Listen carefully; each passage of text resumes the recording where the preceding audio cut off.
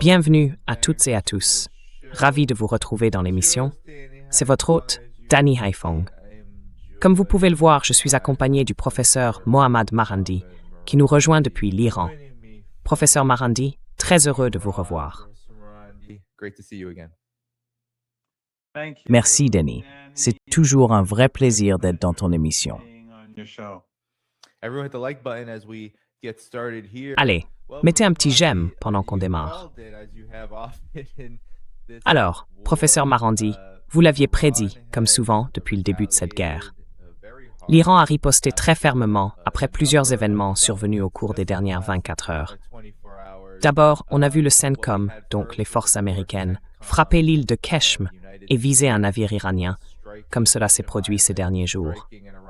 Et puis, dans la nuit, l'Iran a répliqué avec force. L'armée iranienne avait promis que chaque réponse serait plus dure, différente, et qu'elle devait servir de leçon. Je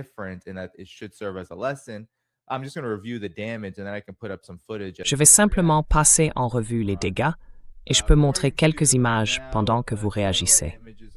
D'après les rapports, des images satellites commencent à arriver. L'Iran aurait tiré un grand nombre de missiles, toujours selon ces rapports. Sur les images satellites, on voit que 4 entrepôts au Koweït ont été détruits, ainsi qu'un hangar, également au Koweït. Sur la base aérienne d'Al-Salem, un hangar a été détruit. Quant au terminal de l'aéroport, on ne sait pas exactement ce qu'il a détruit, car on voit sur certaines vidéos des intercepteurs américains complètement hors trajectoire. Mais le terminal 1 de l'aéroport du Koweït a bel et bien été détruit.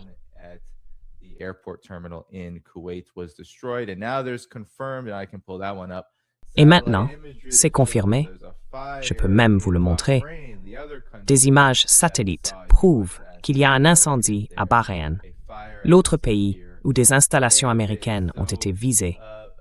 Le feu s'est déclaré sur la base aérienne de Sakir. On apprend aussi que des dizaines de personnes ont été blessées lors de ces frappes. On ne sait pas exactement qui elles sont, ni comment elles ont été touchées, parce que les intercepteurs fournis par les États-Unis ont été lancés, et certains sont retombés directement sur la population. Alors, Berserati, quelle est votre réaction à cette riposte de l'Iran? Pourquoi maintenant? Et on remarque que Donald Trump, lui, ne dit pas grand-chose à ce sujet, à part le communiqué du CENTCOM affirmant qu'aucun projectile n'a atteint sa cible et que tout a été intercepté.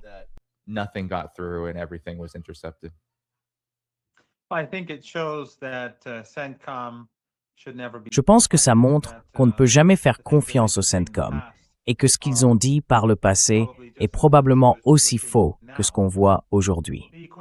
L'aéroport du Koweït, je ne sais pas si l'Iran l'a frappé ou non, mais il est utilisé par l'armée de l'air américaine. Chaque jour, plusieurs avions des forces armées des États-Unis y atterrissent ou en repartent. Donc, ces pays, comme on l'a déjà dit à plusieurs reprises, font partie de cette guerre. Ils sont engagés dans une guerre contre l'Iran. Et tant qu'il y aura des troupes américaines, des avions américains, des missiles américains, et que les États-Unis utiliseront leur espace aérien, pour l'Iran, ce sont des cibles légitimes, et l'Iran ripostera.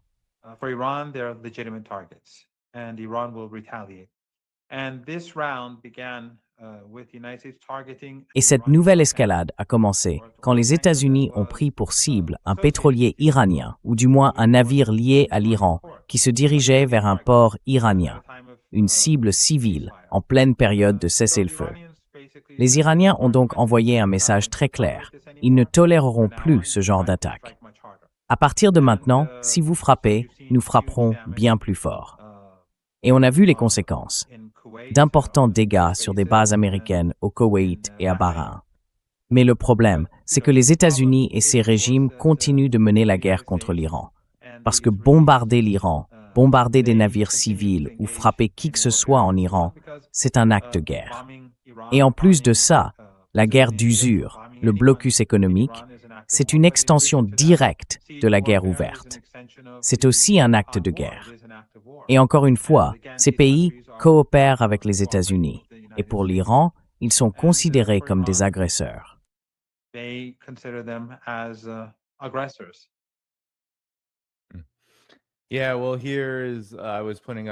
Oui.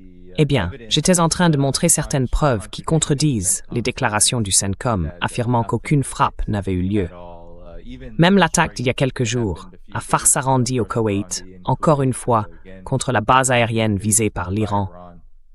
Des Américains ont été blessés, je crois, presque une poignée. Donc, on a l'impression que la situation se réchauffe à nouveau. Professeur Morandi, pensez-vous que l'Iran prend vraiment ses frappes au sérieux, notamment celles sur l'île de Keshm? Je crois que les États-Unis ont frappé là-bas 2 fois déjà, peut-être même plus. Est-ce que Téhéran réagit sérieusement, en partie parce qu'ils savent que les États-Unis et Israël, disons qu'ils ne se sentent peut-être pas capables de lancer une guerre totale, à cause par exemple de problèmes de munitions? On entend parler de projets d'invasion d'une île, même limités. Ils évoquent aussi des cibles comme celle-ci dans leur plan militaire à moyen et long terme pour la guerre.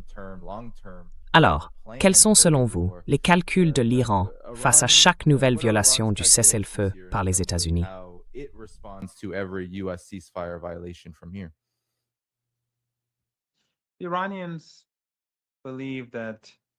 Les Iraniens pensent que les États-Unis, s'ils ont l'occasion d'attaquer l'Iran, de le bombarder et de s'en tirer sans conséquence, le feront. Et selon eux, la seule façon de créer une véritable dissuasion, c'est de faire en sorte que Trump et Netanyahou en paient un prix très élevé. On l'a vu tout au long de cette guerre.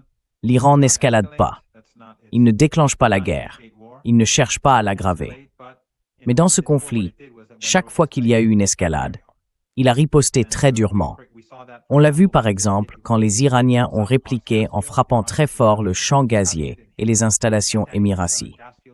Cette riposte a poussé Trump à publier un message sur Truth Social, disant que cela ne se reproduirait plus. Donc pour l'Iran, il est clair qu'il faut répondre avec force.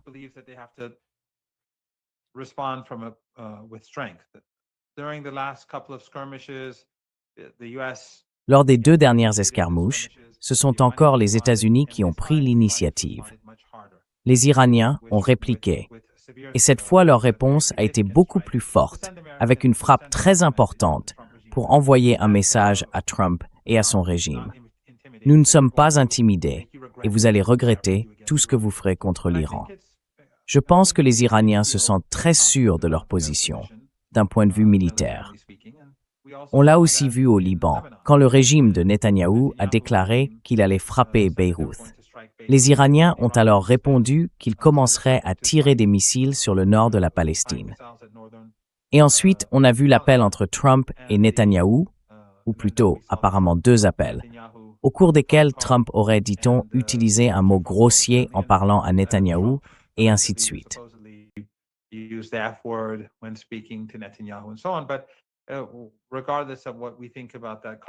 Mais peu importe ce qu'on pense de cette conversation ou du rapport d'Axios, parce qu'Axios n'est pas un média honnête ni fiable, admettons que cette conversation ait réellement eu lieu. C'est d'ailleurs assez plausible dans ce cas précis. Cela montre, à mon avis, que les Américains comprennent et que le régime Trump comprend la force de l'Iran. Ils savent que l'Iran doit être pris au sérieux. Alors, dans le cas du Liban, les Iraniens disent « ça suffit. Si vous bombardez Beyrouth ou n'importe quelle partie de Beyrouth, nous frapperons le nord d'Israël. » Et Ansarullah, au Yémen, a aussi déclaré qu'ils interviendraient. Mais en même temps, le blocus du détroit d'Ormuz, qui est une arme à double tranchant pour Trump, ce blocus est aussi en train de déstabiliser l'économie mondiale.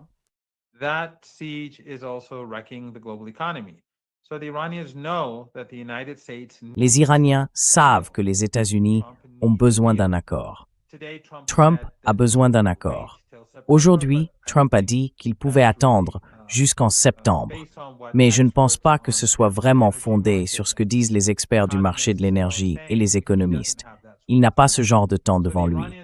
Donc, les Iraniens, en plus de menacer de frapper les Israéliens, étaient prêts. Ils allaient frapper le régime israélien hier, tôt le matin. Mais quand ils ont reculé, ils ont décidé d'attendre. Cela dit, s'ils frappent Beyrouth, les Iraniens riposteront. Et quoi qu'il en soit, en parallèle, les Iraniens ont déclaré qu'ils n'enverraient plus de messages aux États-Unis. Autrement dit, les échanges de messages pour voir s'il était possible de conclure un accord. Les Iraniens ont dit qu'ils n'étaient pas intéressés pour le moment, pas avant que la situation au Liban évolue.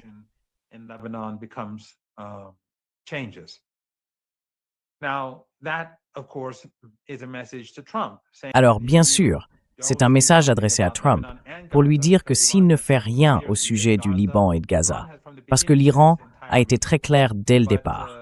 Pour eux, Gaza, c'est toute la région.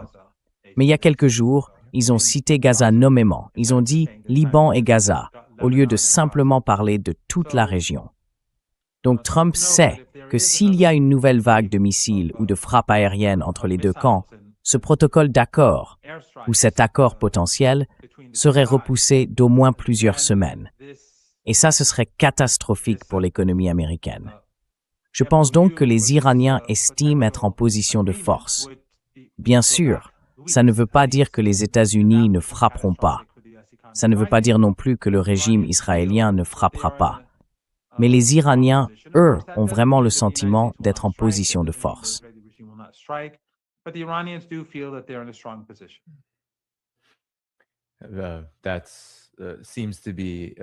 On dirait bien que ce sont vos propres mots, professeur Moradi. Et il faut dire que les faits semblent vous donner raison. Vous savez, Donald Trump lui-même l'a dit au New York Post, parce que le journal lui a posé la question directement. Je passerai bien la vidéo, mais on ne peut pas partager de son sur cette plateforme. En gros, il a confirmé qu'il avait bien dit ces mots-là à Netanyahou en personne. Cela dit, il a décrit ses sentiments face à la situation comme étant perturbés. Et bien sûr, il a ajouté le classique « Nous avons une excellente relation l'un avec l'autre » et tout ce qui va avec. Mais malgré tout, professeur Moradi, il semble aussi qu'Israël ait ignoré, ou du moins bravé, les menaces de l'Iran.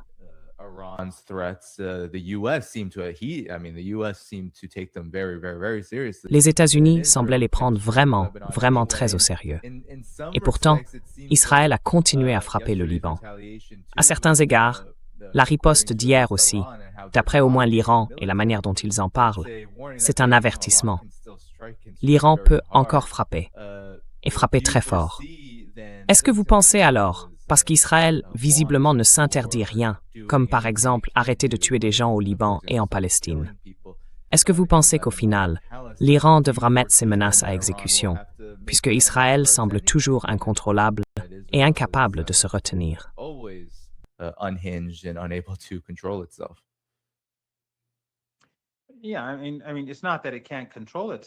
Oui, enfin, ce n'est pas qu'il ne peut pas se contrôler.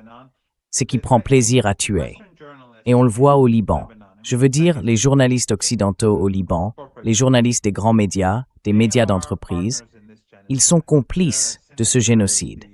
Ils sont aussi sinistres que les diplomates occidentaux à Beyrouth, parce qu'ils savent très bien ce qui se passe, mais ils refusent de dire la vérité. Le régime israélien ne se contente pas de bombarder des familles, de raser des villes et des villages, ou de mener des bombardements massifs dans les villes du sud et du centre du Liban. Il vise aussi les soignants. Il les traque à travers tout le pays, bombarde les ambulances, bombarde les équipes médicales, et quelque chose comme 130 à 140 soignants ont déjà été tués. Oui, il les traque délibérément.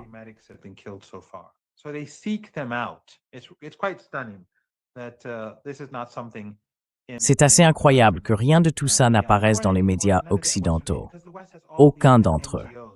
Pourtant, l'Occident regorge d'ONG, des ONG pour les droits humains, pour les droits des femmes, très bien financées. Mais elles se sont tues. Elles ont disparu depuis 2 ans et demi. Je suis sûr qu'elles continuent à gagner beaucoup d'argent, mais elles restent très discrètes. Les Iraniens, eux, savent très bien que l'Occident soutient tout cela. Les médias occidentaux, par leur silence, facilitent le génocide. Et donc l'Iran a menacé le régime israélien. Et au bout du compte, si l'Iran estime que les choses vont trop loin, il ira plus loin dans ses menaces. L'Iran ne laissera pas les Libanais être victimes d'un nettoyage ethnique. Et l'Iran exigera aussi des réparations pour le Liban. Je n'ai aucun doute là-dessus.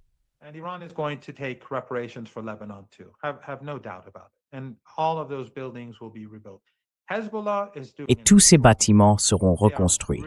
Le Hezbollah fait un travail extraordinaire. Ils humilient vraiment ce régime sinistre. Et dans leur rage, ils vont bombarder des enfants, des familles, des hôpitaux, des ambulances, parce qu'ils sont en train de perdre sur le champ de bataille.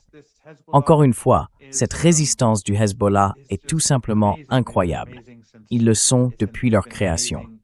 Et c'est très triste de voir ce que les Américains et les Européens font au Liban en ce moment.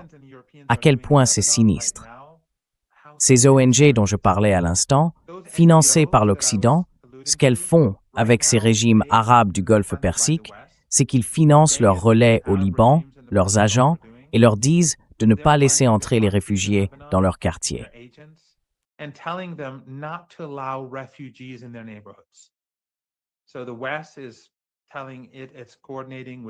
Donc, l'Occident leur parle, il se coordonne avec eux, avec ces ONG et toutes ces personnes qu'ils financent. Ils refusent de laisser les réfugiés entrer dans les quartiers contrôlés ou influencés par ces groupes. Et les Saoudiens, les Qataris, les Émiratis et d'autres encore font exactement la même chose. Ils disent aux gens de ne pas laisser les réfugiés venir dans leur quartier. Le gouvernement libanais fait pareil.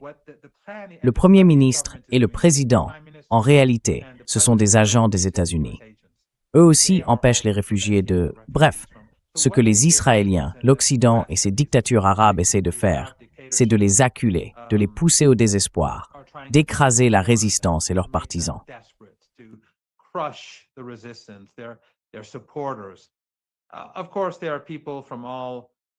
Bien sûr, il y a des gens de tous horizons, de toute religion, qui les ignorent et soutiennent la résistance. La résistance est soutenue par toutes les communautés, chrétiennes, musulmanes, druzes, chiites, sunnites. Les sondages montrent qu'elle bénéficie d'un fort soutien, surtout chez les jeunes, vraiment surtout chez les jeunes. Mais ce que je veux souligner, c'est à quel point les ambassades occidentales, le Qatar, l'Arabie saoudite et les Émirats sont sinistres. Ils collaborent tous avec Israël. C'est exactement la même chose qu'en Syrie. Ils ont tous collaboré contre la Syrie, mené une sale guerre pour le compte d'Israël.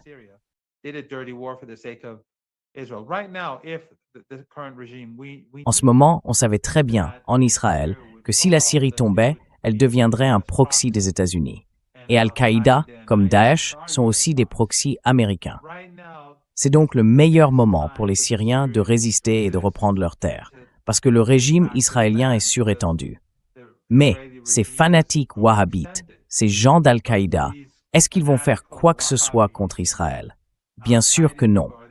Ça n'a jamais fait partie du plan. S'ils le faisaient, les Iraniens les soutiendraient. Les premiers à les soutenir seraient l'Iran et la résistance. Je veux dire, la Turquie d'Erdogan ne ferait jamais une chose pareille. Mais l'Iran, lui, aiderait immédiatement. C'était évident que ça n'allait pas arriver.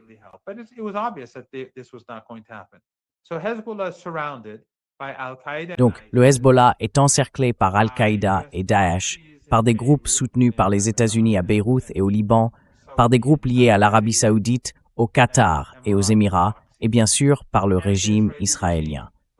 Mais malgré tout ça, ils infligent de lourds coups au régime israélien sur le champ de bataille. Et ça, c'est quelque chose dont les livres d'histoire parleront dans les décennies à venir.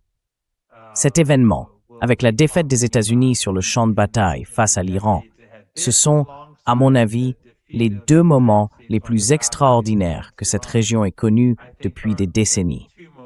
Je pense même que c'est plus marquant que la guerre des 33 jours, quand le Hezbollah avait vaincu le régime israélien. Parce que cette fois, le Hezbollah est vraiment encerclé.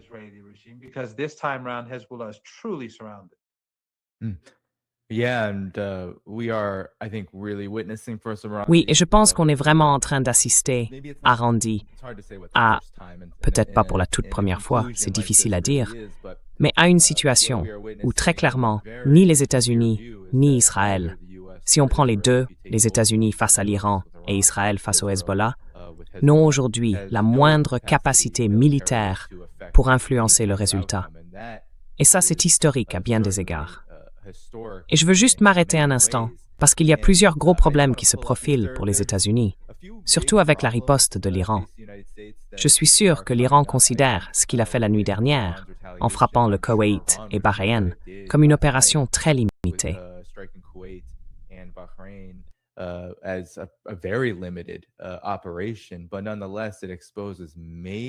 Mais malgré tout, cela met en lumière de grandes difficultés pour les États-Unis. D'après le CSIS, l'un de ces think tanks bellicistes financés par le département d'État et le département de la Défense américain, la moitié de tous les intercepteurs du système de défense aérienne Patriot ont été utilisés avant le cessez-le-feu du président Rondi. Et maintenant, on voit des vidéos, comme celle d'hier soir, montrant la riposte du Koweït, qui utilise ce qui lui reste de ses intercepteurs Patriot. Et ils ne fonctionnent pas bien. Donc, à chaque nouvelle riposte, là on voit clairement un intercepteur Patriot retomber directement sur le Koweït. Chaque riposte de l'Iran, même si elle reste limitée selon ses propres critères, continuera à poser de gros problèmes aux États-Unis.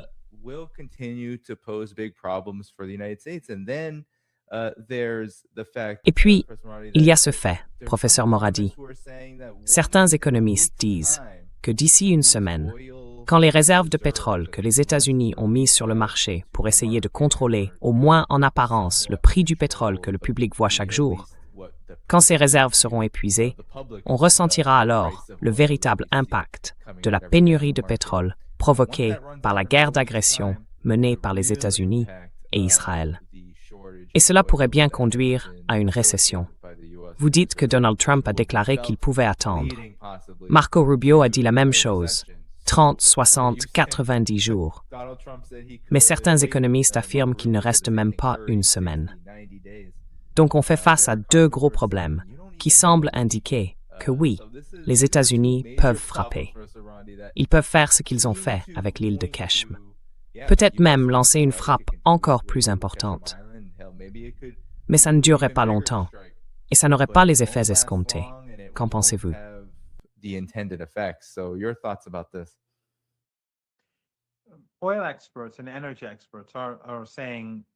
Des experts du pétrole et de l'énergie disent que d'ici une semaine, 3 semaines, peut-être 5, la situation va se dégrader. Certains parlent de la mi-juin, d'autres du début juillet. Mais même après ça, si ça continue, ça va empirer, petit à petit. Et même si on trouvait un accord ce soir, ce qui est impossible, la crise va frapper et elle va frapper fort. Et si ça continue, ce sera encore plus dur et plus long. Trump a déjà provoqué une catastrophe dont on ne voit pour l'instant que la partie émergée de l'iceberg. Mais on s'en approche de plus en plus. Et les Iraniens j'ai vu ça en ligne plusieurs fois.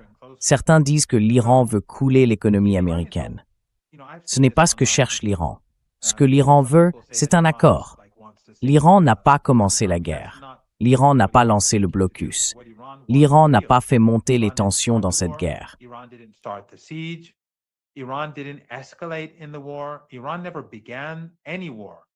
L'Iran n'a jamais commencé aucune guerre. C'est la 3e fois que les États-Unis lancent une guerre contre l'Iran.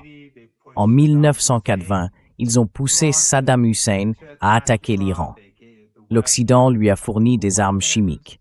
Ces régimes arabes qui ont aidé les États-Unis contre l'Iran ont donné à Saddam Hussein des centaines de milliards de dollars. Et au final, qu'a-t-il fait en retour? Il a envahi le Koweït.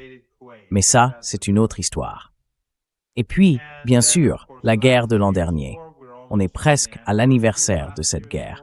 Et cette guerre qui continue aujourd'hui. La guerre n'est pas terminée. Donc les Iraniens n'ont jamais déclenché de guerre. Ils n'ont jamais cherché l'escalade.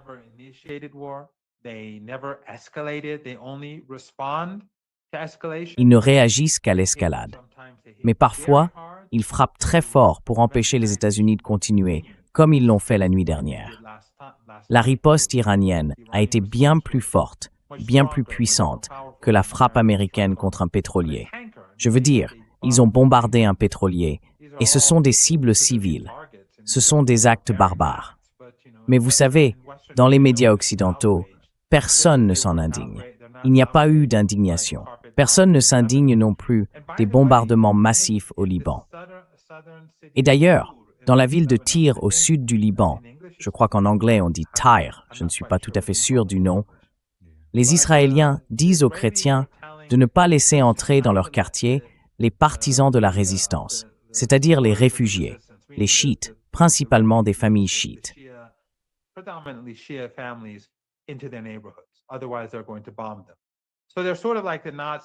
Sinon, ils vont les bombarder. Donc c'est un peu comme les nazis qu'on voit dans tous ces films, ceux qui traquent les juifs, et ainsi de suite. Nos nazis, à nous, traquent les musulmans en Syrie, dans les quartiers chrétiens, ou majoritairement sunnites. Et comme je l'ai dit, ces wahhabites et ces salafistes, qui sont en réalité des relais de l'Occident, essayent d'empêcher les habitants d'accueillir les réfugiés dans leur quartier.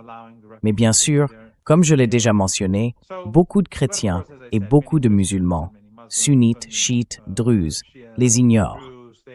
Cela dit, ça crée énormément de difficultés, surtout parce que le régime par procuration à Beyrouth collabore aussi pour empêcher les réfugiés de trouver un endroit où aller.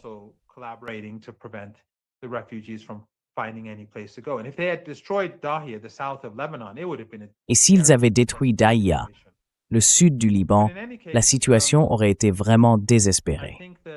Mais quoi qu'il en soit, je pense qu'en ce moment, on en est à un point où Trump ne peut plus attendre très longtemps. Ça ne veut pas dire qu'il va forcément signer un accord. Je dis simplement qu'il ne peut plus attendre, parce que les effets du manque d'énergie, du manque d'hélium, du manque d'engrais et de tous les autres produits pétrochimiques vont commencer à se faire durement sentir. Et je pense que le monde entier va devenir de plus en plus indigné envers les États-Unis, Netanyahou et Trump. Et que le peuple américain, lui aussi, va se montrer de plus en plus en colère contre Trump, Netanyahou, les sionistes et leur lobby.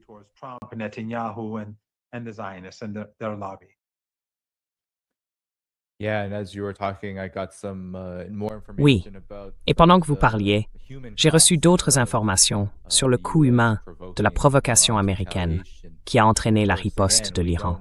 Bien sûr, on ne sait toujours pas exactement ce qui a causé ces victimes, mais on parle de plus de 60 personnes blessées au Koweït, environ 63, et au moins une personne serait morte à cause des événements d'hier soir. Et j'entends aussi qu'à Bahreïn, le gouvernement, sans surprise, a arrêté au moins 12 personnes, accusées ou soupçonnées d'avoir transmis des informations à l'Iran pour faciliter ces frappes.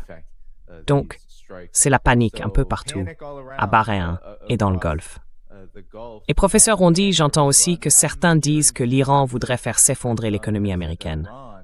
Mais d'après beaucoup de gens, peut-être plus proches de notre lecture de la situation, ce serait plutôt les États-Unis et ce qu'ils appellent la classe Epstein, qui aurait intérêt à faire plonger l'économie.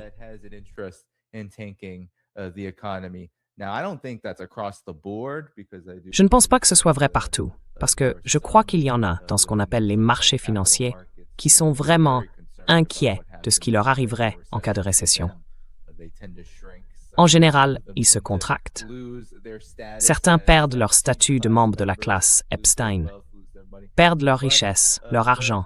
Mais bien sûr, il y en a aussi pas mal qui adorent en profiter, surtout grâce au plan de relance du gouvernement qui arrive quand un crash se produit. Mais qu'en pensez-vous? Beaucoup, au sein de cette classe Epstein, parient sur un effondrement économique comme s'il était inévitable, en se disant qu'ils en tireront de toute façon un avantage. Et c'est pour ça qu'ils hésitent à faire pression sur leur lieutenant à la Maison-Blanche, Donald Trump, pour qu'il mette fin à cette guerre.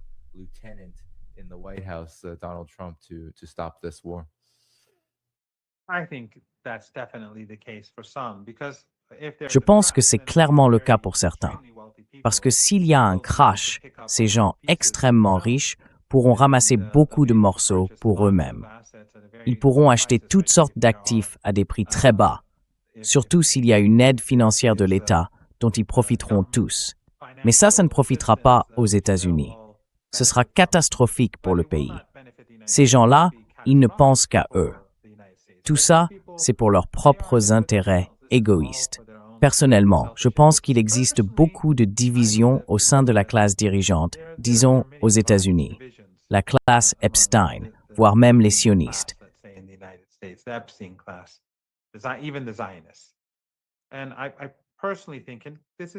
Et moi, je pense personnellement, et c'est juste une supposition, je peux me tromper, mais je crois qu'Axios, qui est complètement malhonnête et qui a menti à de nombreuses reprises sur les désaccords entre Biden et Netanyahou pour faire croire que Biden s'opposait à ce qui se passait. Et Trump aussi, d'ailleurs. On est presque à l'anniversaire de la guerre de 12 jours. À l'époque, Axios avait publié un article disant que Trump voulait attendre pour voir si la diplomatie pouvait fonctionner. Et ensuite, ils ont attaqué l'Iran. Tout ça, c'était de la tromperie. Mais cette fois, c'est un peu différent, parce que ce qu'Axios a publié était très humiliant pour Netanyahou.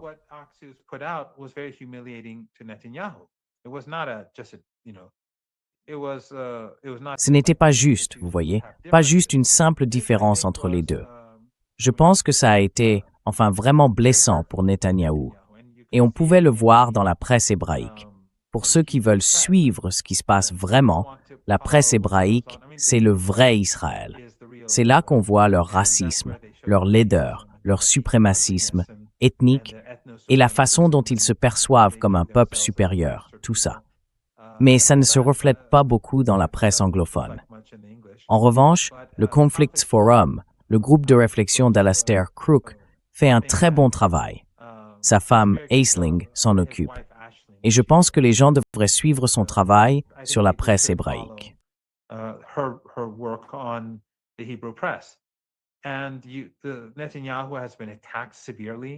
Et Netanyahou a été violemment attaqué après cet échange, même par ses propres alliés politiques, sans parler de ses opposants. Donc il en sort affaibli. Et moi je pense que peut-être que ceux qui ont diffusé cette information sur Axios, et ce n'est pas seulement Trump, parce que comme vous le dites, il n'est qu'un lieutenant, peut-être qu'ils ont voulu humilier Netanyahou. Peut-être que certains sionistes estiment que la présence continue de Netanyahou nuit à leurs intérêts, parce que le monde entier s'est retourné contre le régime israélien. Le peuple américain est en train de se détourner, et s'est déjà détourné du régime israélien. Et beaucoup pensent que c'est dangereux, parce que si les Américains se retournent contre le sionisme, ce qu'on voit déjà, on voit à droite des gens comme Candace Owens et Tucker Carlson frapper très fort maintenant.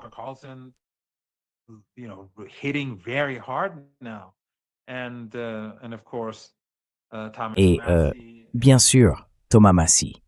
Et je pense en fait que sa défaite a été une mauvaise chose pour les sionistes, parce que d'une certaine manière, ça a été un signal d'alarme. S'il avait gagné, je crois que ça aurait été mieux pour le sionisme. Mais là, ça crée une prise de conscience plus large sur à quel point la situation est mauvaise. Et donc, je pense que peut-être certains sionistes, et aussi la classe Epstein, la classe des donateurs, certains d'entre eux s'inquiètent peut-être. Ils se disent qu'il va peut-être falloir un nouveau Premier ministre. Les élections approchent. Et peut-être qu'avec un nouveau Premier ministre, il pourrait rejeter toute la faute sur Netanyahou. Et même si c'est une société génocidaire et que l'opposition est tout aussi génocidaire, les membres de l'opposition à Netanyahou disent « il faut raser Dahiya, il faut raser le sud de Beyrouth », non?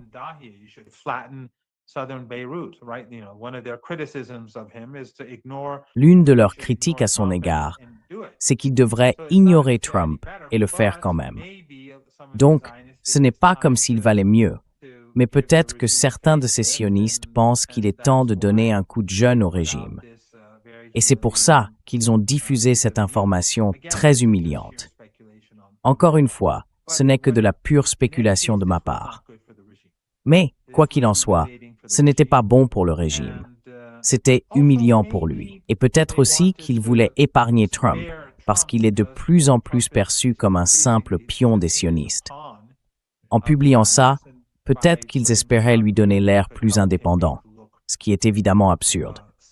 Mais je pense qu'il y avait une intention derrière tout ça et que ça a un lien avec l'avenir des élections israéliennes. Je peux me tromper. Je ne fais qu'émettre une hypothèse.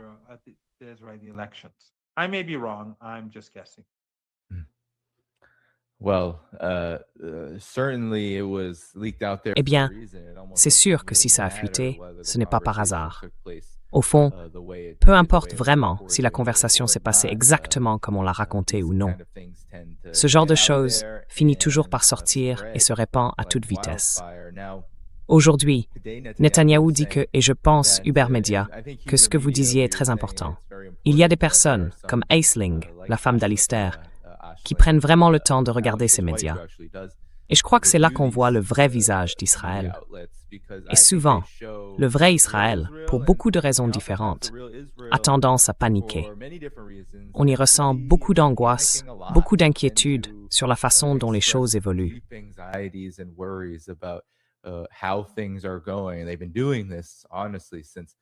Franchement, ils font ça depuis le 7 octobre 2023, en grande partie. Et l'une des grandes inquiétudes qui en est ressortie, ce qui était assez intéressant, c'est qu'Israël disait « c'est pas bon. Les États-Unis dirigent maintenant Israël. » C'est comme ça qu'ils présentaient les choses. Presque comme si ça devait être l'inverse. Non? Que ça devrait être l'inverse. Ou que ça ne devrait pas se passer comme ça. Et puis bien sûr, ils affirment toujours qu'Israël est souverain et indépendant. Ce qui est évidemment absurde, puisque ces deux pays sont, au moins sur le plan du gouvernement, du renseignement et du militaire, en train de littéralement se fondre l'un dans l'autre.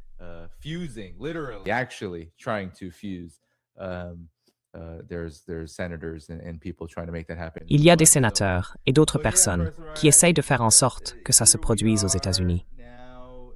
Mais bon, personnellement, on en est là aujourd'hui. On a l'impression d'être à la veille d'une escalade continue, que ces violations du cessez-le-feu ne seront plus tolérées par l'Iran.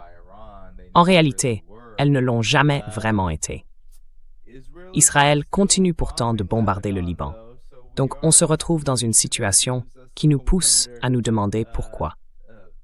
Est-ce qu'on est simplement en train d'aller droit vers ce dont on parle depuis des jours, des semaines, voire des mois?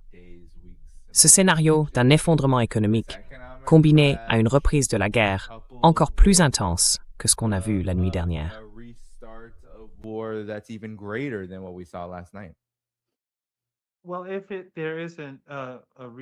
Eh bien, s'il n'y a pas de reprise de la guerre ouverte, parce que ce serait en réalité une continuité, c'est une seule et même guerre.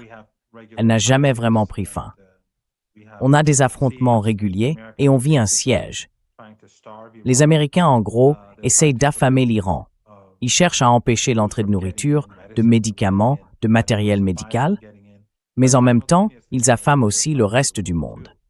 Mais si une guerre ouverte éclate, je pense qu'elle sera bien plus intense que la dernière fois. La dernière fois, les Iraniens retenaient leur coup parce qu'ils ne voulaient pas d'escalade. Donc, les Iraniens n'ont pas vraiment visé les navires américains. Les Iraniens n'ont pas ciblé, enfin, ils ont essayé de garder le contrôle sur la guerre.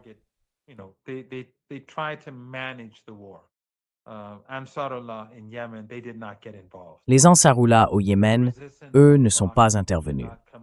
La résistance en Irak non plus n'est pas entrée en action à pleine puissance. Comme je l'ai dit, l'Iran n'a vraiment réagi que lorsque les Américains et les Israéliens ont visé ces infrastructures critiques, comme le champ gazier de South Pass ou les usines pétrochimiques iraniennes. Mais cette fois, je pense que si une guerre éclate, elle sera très très intense et qu'elle montera en puissance très vite.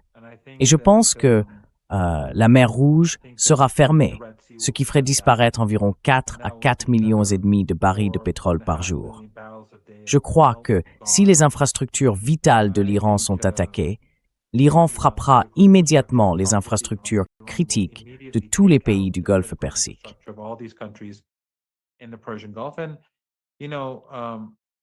Et vous savez, encore une fois, pendant la guerre, seulement une vingtaine de personnes ont été tuées dans ces 5 pays. Le Koweït, l'Arabie Saoudite, les Émirats, le Qatar et Bahreïn.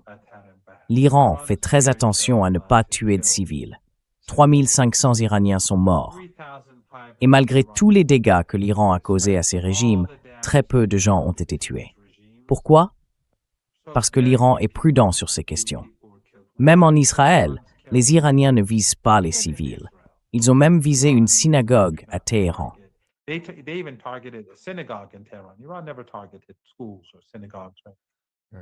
L'Iran n'a jamais visé d'école ni de synagogue. Mais en ce moment, C'est le début de l'été, et la chaleur dans la péninsule arabique est insupportable. L'humidité, la chaleur, c'est étouffant, et ce n'est que le début. On est au début du mois de juin. Donc juin, juillet, août et septembre, je ne sais pas jusqu'à quel point, mais il fera très chaud. Et s'il y a la guerre, si les infrastructures vitales de l'Iran sont frappées, l'Iran fera la même chose. Et tous ces régimes s'effondreront. Je l'ai déjà dit. Et si je le dis, ce n'est pas parce que je souhaite la destruction de ces pays.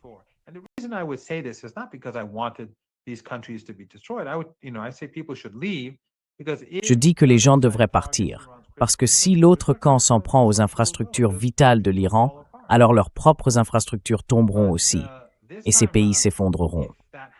Mais cette fois, si ça arrive et que Trump met ses menaces à exécution, parce qu'il a parlé de détruire l'Iran, de le renvoyer à l'âge de pierre, personne en Occident ne semble s'en soucier. Aucun grand média n'en parle. Pourtant, il détruira une civilisation. Il pourrait l'anéantir, effacer l'Iran de la carte. Et s'il fait ça, alors l'Iran devra riposter, et riposter très fort.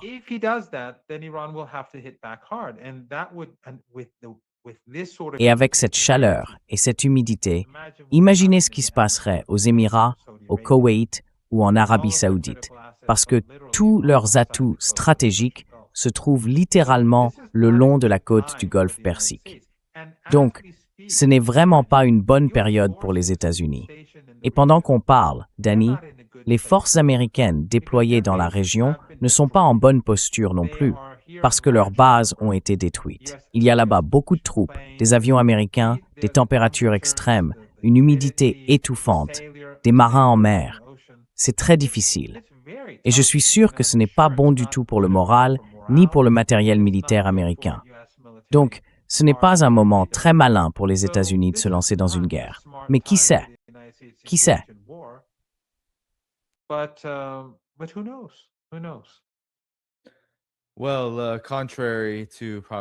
Eh bien, contrairement au rapport officiel et au communiqué direct du CENTCOM sur les raisons pour lesquelles l'USS Gerald Ford ne poursuit plus sa mission dans la mer d'Arabie, l'océan Indien, ou, vous savez, au large d'Israël, dans la zone méditerranéenne. On a parlé de panne mécanique, d'incendies dans les buanderies, mais ils sont restés là-bas pendant 1 an. 1 an entier. Leur mission a couvert une zone allant des Caraïbes jusqu'aux abords de l'Iran. Franchement, je ne pense pas qu'ils avaient envie d'y être. Bien sûr, il y a eu aussi des problèmes de toilettes bouchées. Peut-être que, pour certains, c'était fait exprès.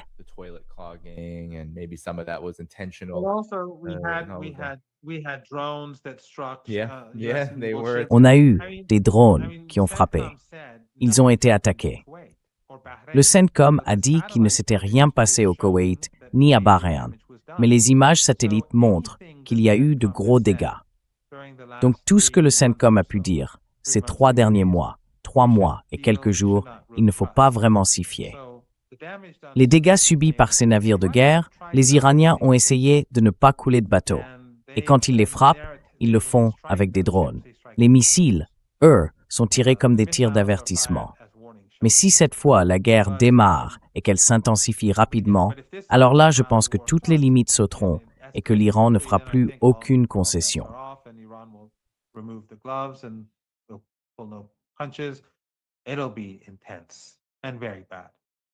Ce sera intense et très mauvais. Et dans ces conditions, je pense que le monde va se retrouver coincé dans une dépression économique mondiale, bien pire que celle des années 30. En ce moment même, je pense qu'une récession mondiale, une récession majeure, est inévitable. Mais si cette impasse continue, on aura de toute façon une dépression économique mondiale. Si ça dure, disons jusqu'en septembre, je pense qu'une dépression mondiale sera inévitable. Et ces régimes arabes pourraient ne pas tenir.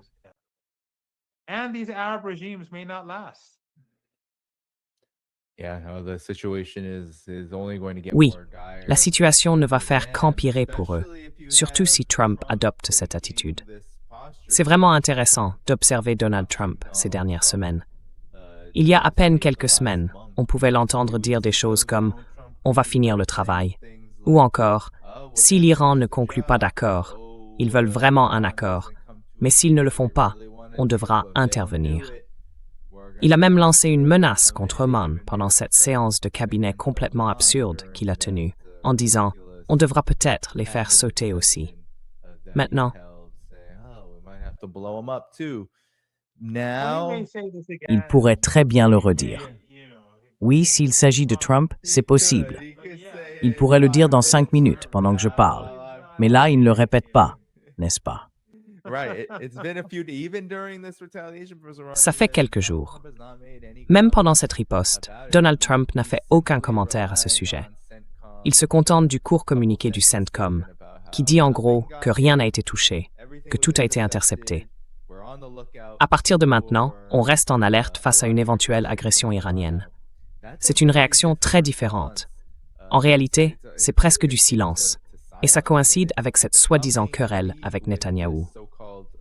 On a clairement l'impression que pour l'instant en tout cas, l'administration Trump ne cherche pas à faire monter la tension, ou du moins pas à l'étendre davantage.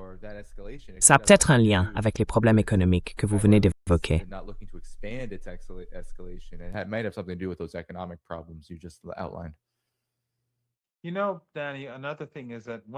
Tu sais, Danny, une autre chose, c'est que l'une des erreurs les plus stupides du régime Trump, c'est d'avoir essayé de faire baisser les marchés pétroliers. Et bien sûr, ils utilisent leurs réserves stratégiques comme s'il n'y avait pas de lendemain. Comme on en a parlé tout à l'heure, ces réserves stratégiques vont s'épuiser entre les mois de juin et d'octobre. Alors, les avis divergent, mais certains pensent qu'à un moment du mois de juin, il y aura un tournant et que la situation va commencer à vraiment se dégrader. D'autres disent plutôt début juillet. Mais bon, le fait est qu'ils ont utilisé leurs réserves stratégiques et qu'ils ont fait pression à la baisse sur le marché. Et certains disent, tu vois, que c'était malin de sa part. Mais ça ne serait que si cette crise était une crise de court terme, qu'on pouvait gérer avant que les choses ne reviennent à un certain niveau de normalité.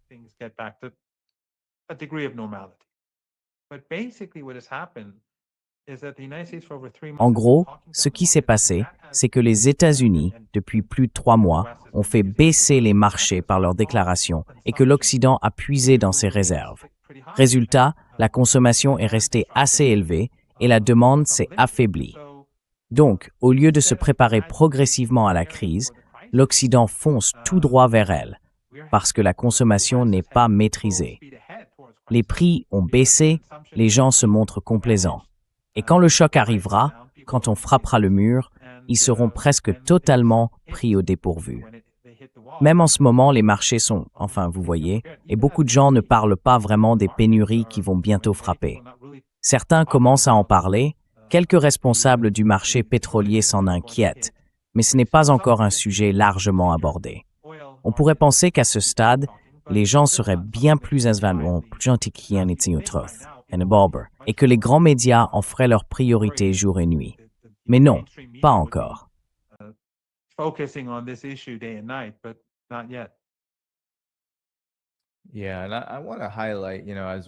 Oui, et je veux souligner, alors qu'on arrive dans les 10 dernières minutes environ, que malgré le coût énorme de cette guerre, même du point de vue de l'Iran, la défense nationale et la souveraineté restent des enjeux très lourds.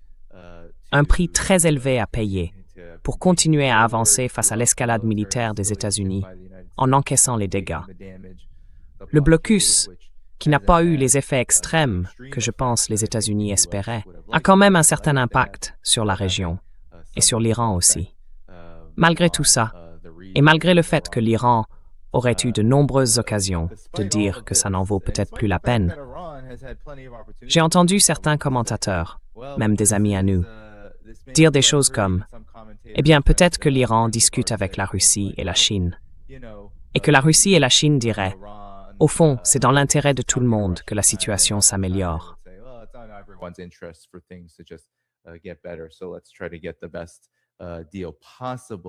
Alors, essayons d'obtenir le meilleur accord possible.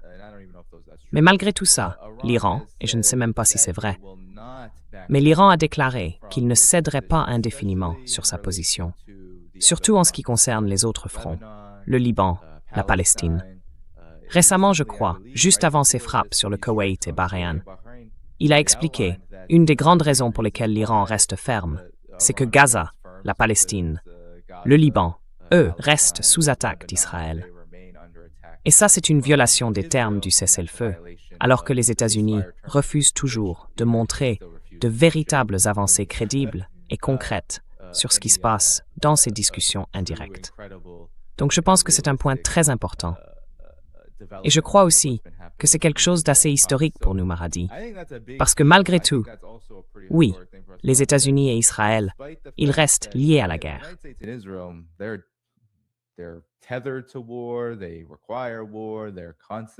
Ils ont besoin de la guerre. Ils veulent sans cesse en mener une. Peu importe leurs limites, peu importe les conséquences pour le monde. Ces deux entités vont continuer sur cette voie. Et pourtant, l'Iran continue de placer le Liban, la Palestine et le reste de la région en matière de résistance au premier plan. Je trouve que c'est vraiment important. On va en parler encore un bon moment. Mais vous, quelle est votre réaction à ça?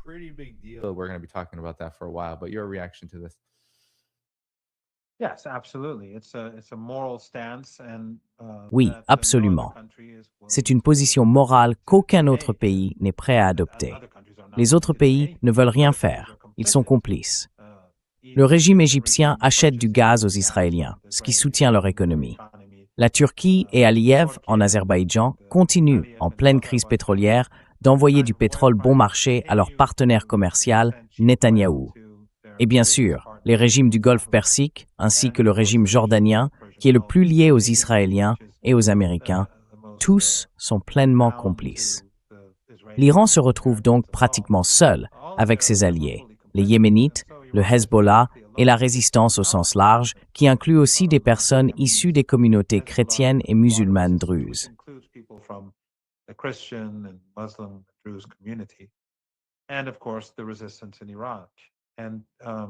Et bien sûr, la résistance en Irak. Et vous savez, certaines personnes demandent pourquoi l'Iran n'a pas frappé les Israéliens à cause du Liban. Eh bien d'abord, on a vu que les Iraniens ont tracé une ligne rouge très claire, et si elle est franchie, ils frapperont. Ensuite, l'Iran soutient le Hezbollah, même si Al-Qaïda et Daesh empêchent tout soutien, et que le régime de Beyrouth bloque aussi cette aide. Mais l'Iran fait ce qu'il peut. La guerre de siège contre l'Iran a commencé quand Téhéran a refusé de signer un accord, après que Netanyahou a bombardé massivement le Liban. Donc après 39 jours de guerre intense, un accord de cessez-le-feu a été conclu, un accord qui incluait le Liban.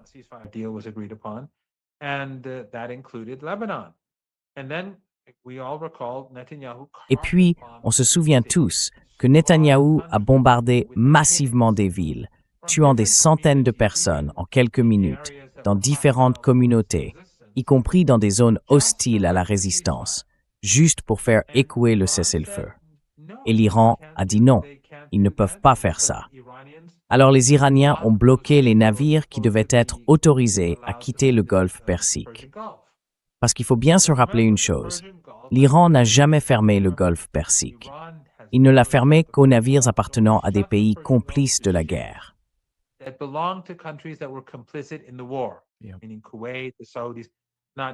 C'est-à-dire le Koweït, les Saoudiens, pas l'Irak, pas la Chine, pas la Russie, pas Oman, ni personne d'autre. Donc l'Iran allait aussi laisser passer leurs navires. Et puis le régime israélien a fait ça. Ensuite, quand l'Iran a dit « Très bien, alors on ne laissera pas ces navires passer tant qu'il n'y aura pas de cessez-le-feu au Liban », les Américains ont imposé un blocus sur les ports iraniens. Et au lieu de dire « D'accord, on laisse passer les navires », vous levez le blocus et on oublie le Liban. L'Iran fait face à ce blocus. Et c'est un blocus qui vise à faire s'effondrer l'économie iranienne. Alors, ceux qui attaquent l'Iran, leurs attentes ne sont tout simplement pas raisonnables.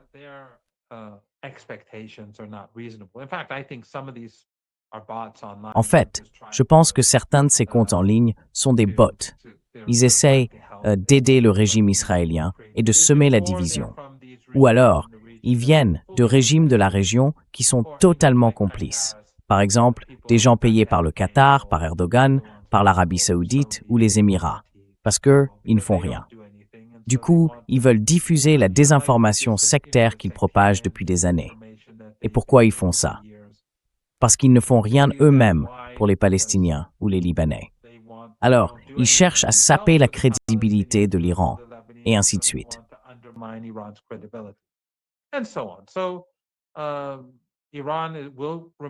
L'Iran restera ferme sur Gaza, sur le Liban, et il surmontera cette guerre d'encerclement. Je pense que les États-Unis vont perdre la main. C'est douloureux pour l'Iran, ça ne fait aucun doute. L'économie en souffre, c'est évident. Mais l'Iran sait que c'est une lutte pour sa survie et que l'Empire doit être vaincu, quoi qu'il en coûte. Les alliés de l'Iran et les victimes de cet empire dans la région doivent être protégés. Donc la voie à suivre est claire. Soit les États-Unis acceptent les conditions de l'Iran pour un cessez-le-feu, soit on continue sur la route de la destruction économique mondiale, avec une guerre ou sans guerre.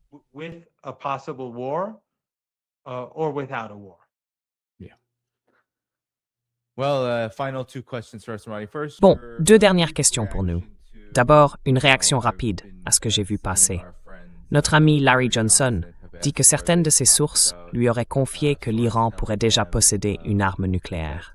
Qu'est-ce que vous en pensez rapidement? Et puis une question du public, et on terminera là-dessus.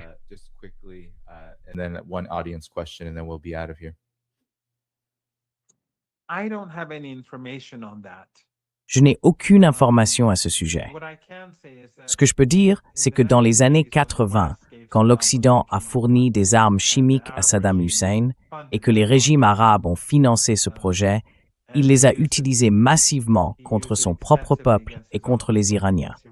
Et l'Occident nous a même empêchés d'acheter des masques à gaz. À cette époque, des gens sont allés voir l'Ayatollah Khomeini, le premier dirigeant de la révolution, le fondateur de la révolution islamique, et lui ont dit « il faut qu'on produise des armes chimiques ». Il a refusé, il a dit que c'était inhumain. Il a dit « vous devez faire avec ce que vous avez ». Plus tard, l'Ayatollah Khamenei, le martyr, quand il a été question d'armes nucléaires, a lui aussi émis une fatwa contre les armes de destruction massive.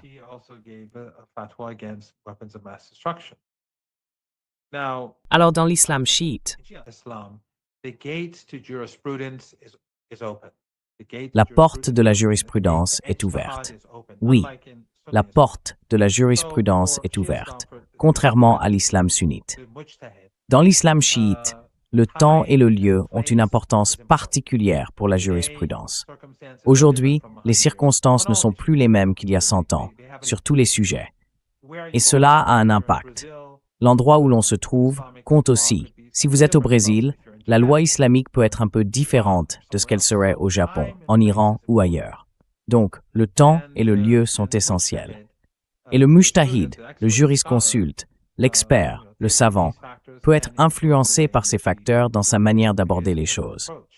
L'Ayatollah Khamenei, par exemple, avait émis une fatwa contre les armes. Mais à cette époque, le docteur Harazi, qui a été martyrisé pendant cette guerre, était ministre des Affaires étrangères sous Khatami, puis plus tard conseiller du guide pour la politique étrangère.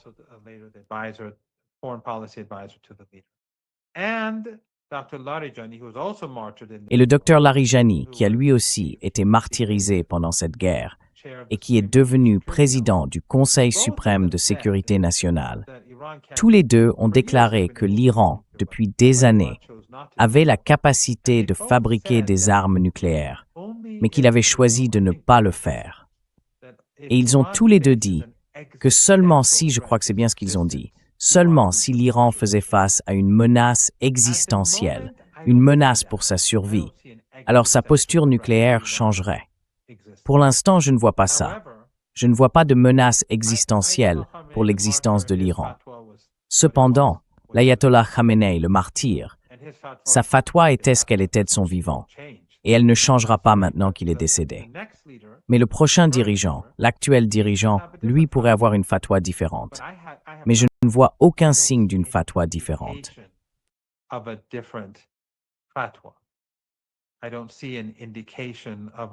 Je ne vois pas, pour l'instant, de signe d'une menace existentielle contre l'Iran.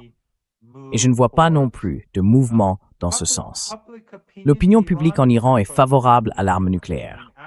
Après la guerre de 12 jours, l'an dernier, j'ai vu un sondage qui montrait que même si le discours officiel a toujours été opposé à l'arme nucléaire, avant cette guerre, l'opinion était à peu près partagée, moitié-moitié.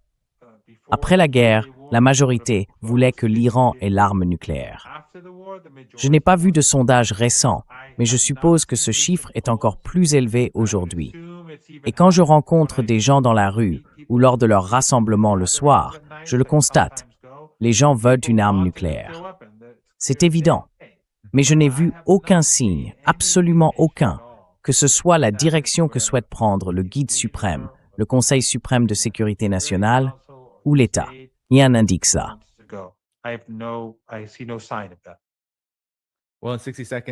Eh bien, en 60 secondes, professeur Morandi, on a déjà un peu abordé ce sujet, mais un membre du public a évoqué une théorie selon laquelle le blocus et la guerre feraient partie d'un plan global visant à détruire le commerce de l'énergie au Moyen-Orient et à rediriger ce commerce vers l'Occident. Qu'en pensez-vous?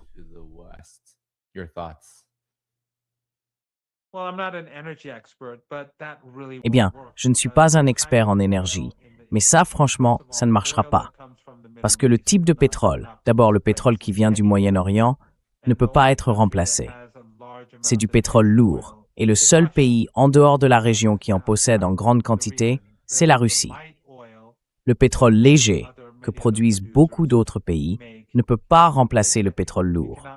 On ne peut pas, par exemple, produire du diesel avec du brut léger. Et puis, bien sûr, il y a les produits pétrochimiques qui en dépendent. Il y a aussi le gaz naturel liquéfié.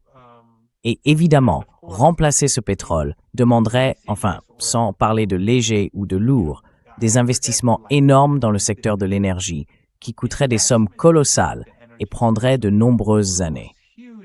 Et le meilleur, le plus grand volume de pétrole se trouve dans cette région. Je suis sûr qu'il y a des gens qui pensent qu'ils vont tirer un avantage personnel de cette crise. Vous en avez d'ailleurs parlé plus tôt dans l'émission. Mais il ne fait aucun doute que cela ne profite ni aux États-Unis, ni à l'Occident aujourd'hui.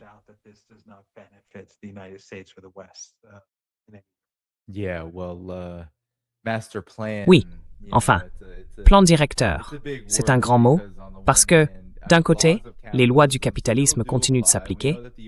On sait bien que les États-Unis et Israël n'aiment pas trop les lois, ils sont plutôt sans foi ni loi, mais les lois du capitalisme, elles, s'appliquent quand même. Donc, ce que vous venez de dire sur la question du pétrole, la production et toutes les subtilités de la chaîne d'approvisionnement, ça en fait partie. Il y a aussi toute cette idée. Enfin, d'abord, une grande partie de la destruction des marchés de l'énergie, ou des tentatives de destruction, visait la Russie, l'Iran, et la manière dont ces guerres se sont déroulées. L'objectif initial, c'était d'affamer ces pays. Et en réalité, ces pays ne sont pas affamés, ni en difficulté avec leurs approvisionnements ou leurs échanges commerciaux.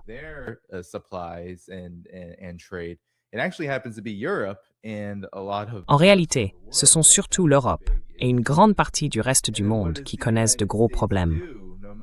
Alors, que font les États-Unis, peu importe les profits à court terme de ces entreprises de gaz naturel liquéfié? Que font-ils quand il y a un excédent de pétrole? Ils ne produisent rien. La seule chose qu'ils peuvent faire, c'est le stocker. Et ça provoque une récession économique. Bien sûr, certains membres de la classe Epstein vont s'enrichir. Mais tout excédent, toute accumulation massive d'une ressource à très faible valeur ajoutée, comme le pétrole, tire l'économie américaine vers le bas, encore et encore. C'est d'ailleurs ce qui s'est passé globalement, parce que les États-Unis ont aujourd'hui très peu de valeur dans la chaîne d'approvisionnement mondiale.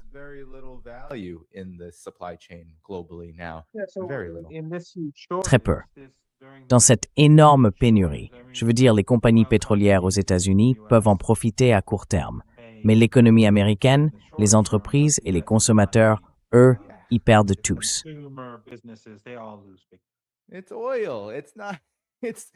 C'est du pétrole. On ne construit rien avec ce pétrole. C'est du pétrole. Point.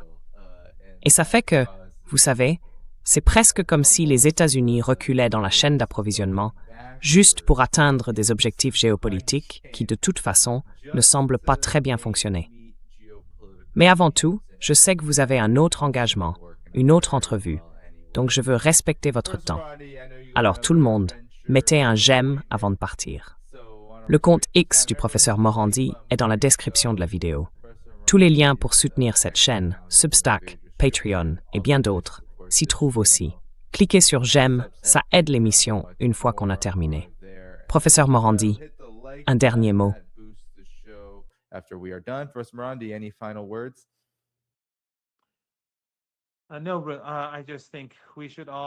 Non, je pense simplement qu'on devrait tous rester aussi engagés que possible. Il y a un génocide en cours au Liban. Ils sont en train de procéder à un nettoyage ethnique du Liban. Ils essaient de créer un deuxième Gaza.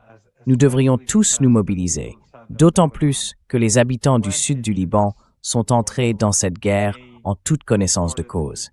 Ils ont soutenu le peuple de Gaza. Ils ont détourné les forces armées israéliennes juste après le 7 octobre, au moment où le génocide commençait. Ils savaient que le régime israélien prendrait sa revanche, et pourtant, ils l'ont fait pour épargner les enfants de Gaza. Leur héroïsme est sans égal. Le peuple de Gaza se battait pour sa survie, mais ces gens-là se battaient pour la survie des enfants de Gaza. Et l'histoire se souviendra du rôle du Hezbollah et de tous ceux qui au Liban les ont soutenus, quelle que soit leur communauté. Nous avons la responsabilité de soutenir ces personnes qui représentent vraiment le meilleur de l'humanité. Très bien dit. Bon, à demain tout le monde, à 16h, heure de la côte Est, avec le colonel Lawrence Wilkerson et Larry Johnson, deux de nos amis, le 4 juin. À demain. Au revoir. See you then.